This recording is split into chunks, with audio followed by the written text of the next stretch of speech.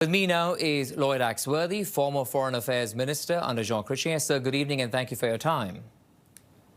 Nice to be here, actually. Thank you. So when the Prime Minister says that the relationships with the U.S. are good, what are we to believe here, sir?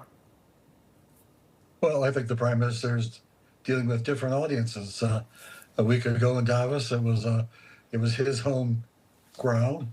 He's been there for 30 years. He knew how to read the group, and he gave a very powerful speech in terms of the changing relationships. But now, as you just heard, the opportunity to try to work out a deal with the Americans and the Mexicans over a renewal of the Canada-U.S.-Mexico agreement is a priority. So you have to soften it up. And what we don't know is what were the conversations between Mr. Carney and Mr. Trump last Monday. We know what happened, but we don't know exactly what was said. So I'm glad you brought up the issue of the speech at Davos, because clearly that has irked the White House, because post that we have seen a tariff threat. We have seen the Prime Minister being referred to as a governor. And now U.S. Treasury Secretary Bessent is warning Prime Minister Carney against picking up a fight before those Kuzma talks to stop what he calls virtue signaling. What do you think comes next in this relationship, sir? Well, I mean, I think this whole thing is orchestrated. The Secretary of the Treasury, the Canadian ambassador, the transport, are all out there sort of spieling their normal kind of gobbledygook about Canada not being important, Canada listening. It is arrogance, frankly, and that's always been a sign of a Trump negotiation. But I think in this case, we have to be really careful that we don't commit too much.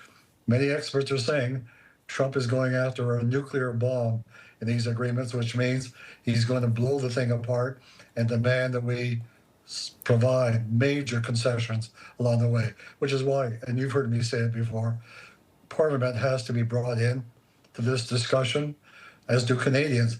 How far are we prepared to go to have this deal signed? And I think that's part of Mr. Carney's messaging.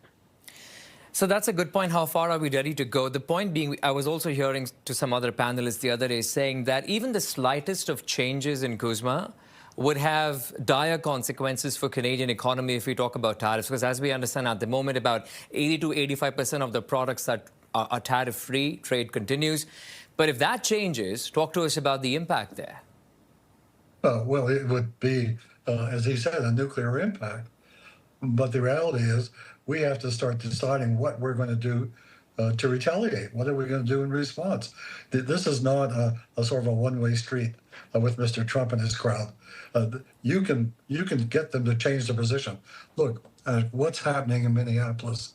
People on the street are pushing back, and he's having to change his mind and his tactics and his outlook. Here's something I'd suggest.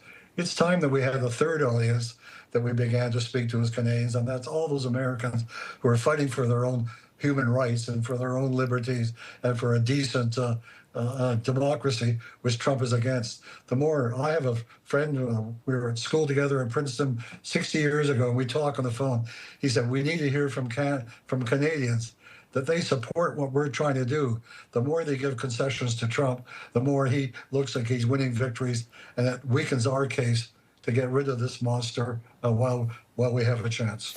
You know, sir, talking about how Canada is doing what it can to protect itself, we are diversifying. We've seen the Prime Minister go to China, and we spoke on that occasion as well. You and I, he went to Qatar. He's trying to sign deals and understandings with other nations, bringing in investment. He's hoping that he can. But while the Prime Minister does that, there is a sword hanging over our head of these threats that are coming in. Trump is saying, okay, you have a deal with China, they will eat you up, and if you go ahead, I'm going to impose this 100% tariff on you. So how does the Prime Minister continue to walk this tightrope? Well, I mean, let's just look at one option. If they are going to start putting real restrictions about how many cars we can get from China, what we have to decide is how many cars do we want to buy from the United States? They supply 40% of our vehicles. The United States has a major export surplus when it comes to trading with Canada. What happens if we start turning back on that? What's going to happen in Michigan? What's going to happen in other states when they also find that Canadians are not buying their products and we're looking for options? It will be tough, and we have to adjust.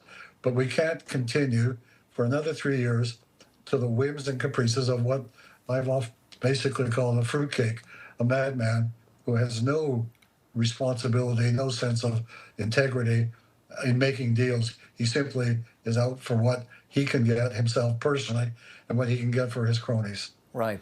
Lloyd Axworthy, former Foreign Affairs Minister under John Chrétien, always a pleasure. Thank you for your time. Thank you, Ashkan.